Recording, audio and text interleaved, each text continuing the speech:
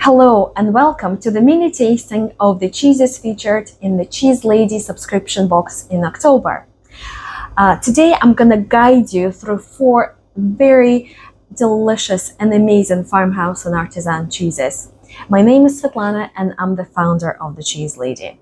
So let's dive right in and discover this most amazing cheeses. So we start with a soft cheese called Winslade. This one is from Hampshire in England, and it is a camembert style cheese, and it has a delicious twist to it, shall we say. What it has on the outside is spruce bark wrapped around it. So if you're familiar with cheeses like Vacherin Mont d'Or, that is the blend of the camembert and the Vacherin Mont d'Or styles in this cheese. It obviously will contribute to the flavor, and when we taste it, we will absolutely discover it. It's a soft cow's milk cheese made with traditional rennet. And let's have a little sniff. Very elegant aroma, a little bit of sweetness. Definitely mushroomy notes, and ever so lightly sprucey on the outside. Amazing. Let's have a taste. Very creamy, very rich on the palate. There's a lovely sweetness to it, but I know that if I go and have this cheese closest to the rind, it'll also have really nice sprucey notes, so from the spruce bark on the outside. And it's also worth mentioning that this cheese is best enjoyed at the peak of its ripeness. And you may be wondering when that is. So for soft cheeses that we don't cut, the ones that come as a full item, there is a date printed on the packaging, and this is the date when some people think that the cheese will go off. Well, I actually tend to think of it as a peak date of the cheese. That's when it reaches its full ripeness, its full potential, and that's when it's going to be most gooey and delicious. So I would actually encourage you to keep your cheeses as close as possible to this date and enjoy it.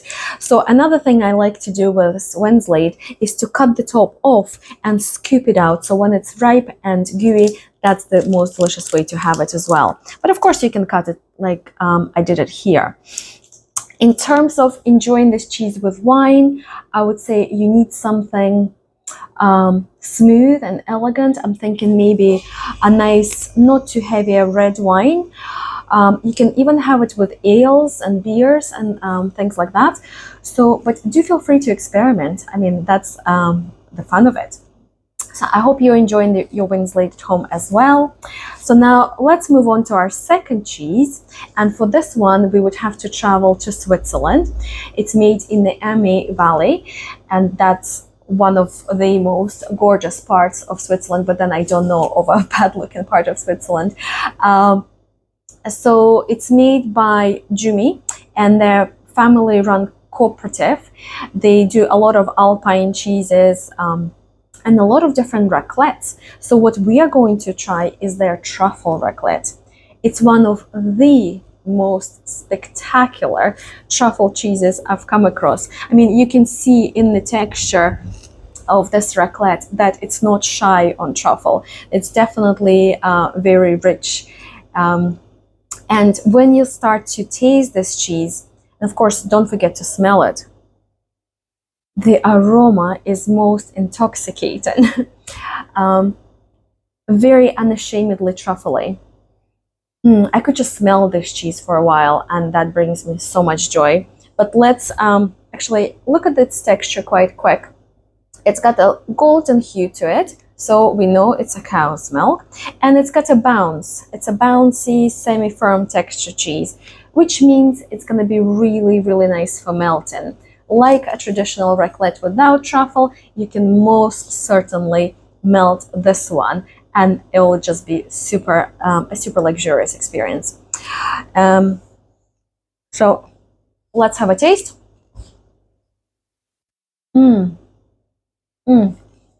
That is absolutely to die for. as I was saying, the aroma is unashamedly truffly, the taste is unashamedly truffly. It's got a lovely sweetness of cow's milk in the background, and then that savory, lightly earthy truffle. It is just to die for.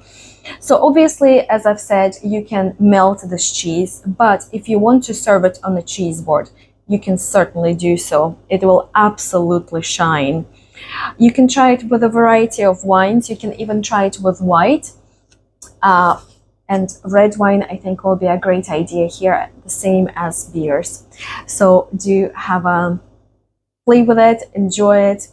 And now let's move on to our third cheese. And for the third cheese, I've selected one of the most iconic Spanish cheeses.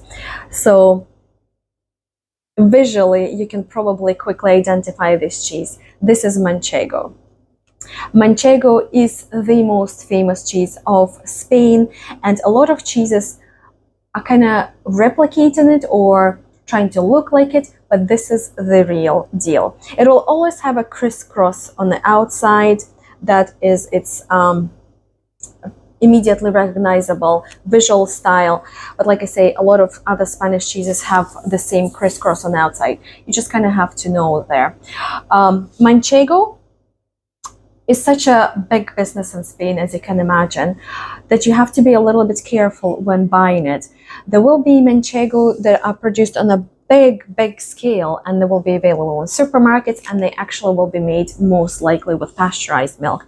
And then there are smaller producers who are more traditional, and they really believe in keeping the authenticity and the beauty of its cheese, of this cheese. So what we stock at the Cheese Lady, and what you're tasting with me today, is a raw milk traditional rennet Manchego, and it's an aged Manchego, so not a very young one. It's matured for over 6 months, and you really need to give cheese this time to develop, to become complex, to increase intensity, and this is what this producer is doing here.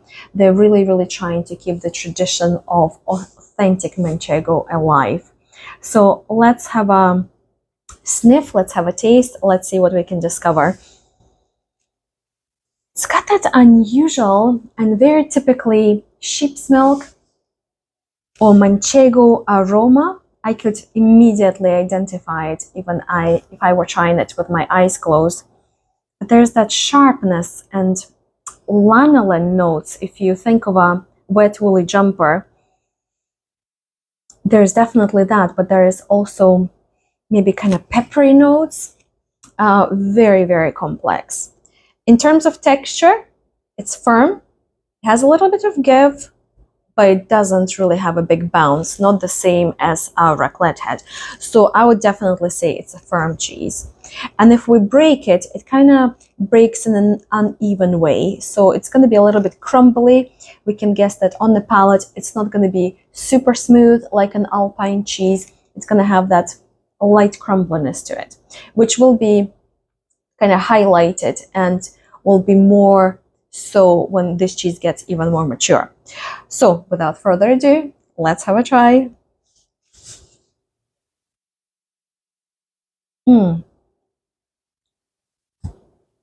Definitely, I can identify that crumbliness in the texture, but at the same time, it's very smooth. If you chew it up really well, it would work into a really nice paste. And there is an initial sweetness of the cheese, and then those peppery, complex notes. There's a little bit of a fruity undertone. Amazing, absolutely complex. And whatever, of course, you're tasting at home, that's absolutely right too, because everybody's palate is so unique. Just be sure to slow down, to close your eyes and slowly enjoy this cheese. It's got so much to offer. I would also encourage you to try it with a sherry. There are so many different varieties of sherries, so do experiment. I'm sure you're gonna have a great time with it. So I hope you're enjoying this Manchego Curado at home. And now we're moving on to our last cheese, and for this one we're traveling to our part of the world where the cheese lady is based. We are in Scotland. So, and we're gonna try one of the most iconic Scottish cheeses. So the cheese is called Lanark Blue, and it was created in the early 80s by a man called Humphrey Errington, and he was a really true visionary in the cheese world, especially in Scotland. He was and still is a very staunch believer in raw milk and the amazing flavor that can come with it, from it, and the amazing qualities of raw milk, because it is so good for you. It's so wholesome. It keeps all the qualities of the milk in the cheese, so we get all the vitamins, minerals, obviously all the probiotic bacteria in there as well. So we need to thank Humphrey Errington for pioneering this cheese and for keeping the tradition of raw milk cheese making alive here in Scotland. So his first cheese that he made was Lanark Blue, and it's still made today by his daughter and her team. And they do have their own sheep on the farm. So this cheese is a farmhouse cheese because milk never leaves the farm. It goes directly into the vat. Needless to say, made with a raw sheep's milk and vegetarian rennet. So Humphrey based his recipe on Roquefort, the famous French Roquefort, but of course, because it's not made in the terroir of Roquefort, it's made in a completely different location.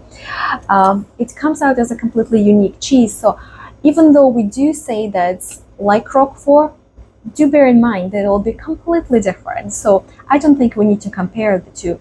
This is an amazing cheese in its own right. Right, needless to say, it's a blue.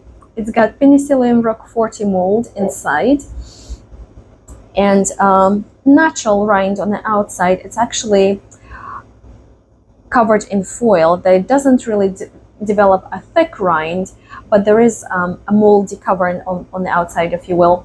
Whether you should eat it, it's your personal preference. I kind of tend to cut off the rind here, but it's not going to do you any harm. Do give it a try if you like it. Why not? But let's see the cheese inside. Oh, very mushroomy. It's a very obvious mushroomy note here. Amazing, complex. There's a sweetness, but also savoriness to it. To touch, it's got a little bounce, a little bit of creaminess, and if I break it, a little bit crumbly. But let's have a try. In addition to the slightly crumbly texture, it's definitely creamy as well. There's a fair bit of salt. It is a blue cheese, so we're not surprised by that. Blue mold does give it that extra bit of saltiness, but there is also sweetness. What I do love about Lanark Blue is that it's super, super complex, obviously, but it also evolves through the season. So right now, in the autumn, it's a little bit more compact. It's got that, but it's also very, very nicely creamy on the palate. To balance its saltiness, I do recommend enjoying it with slightly sweeter wines. I wouldn't go too wild. I wouldn't go too sweet. Maybe a ripasso type of red wine, or maybe a lighter sweet wine, perhaps Banyuls, but see how you feel about it. But we do need that bit of sweetness to balance out the saltiness, because if you marry it with something sweet, the saltiness kind of balances itself out. But whatever you have it with, I do hope you enjoy it at home as well. Let me know in the comments if you had a favorite cheese today, and I look forward to seeing you next time.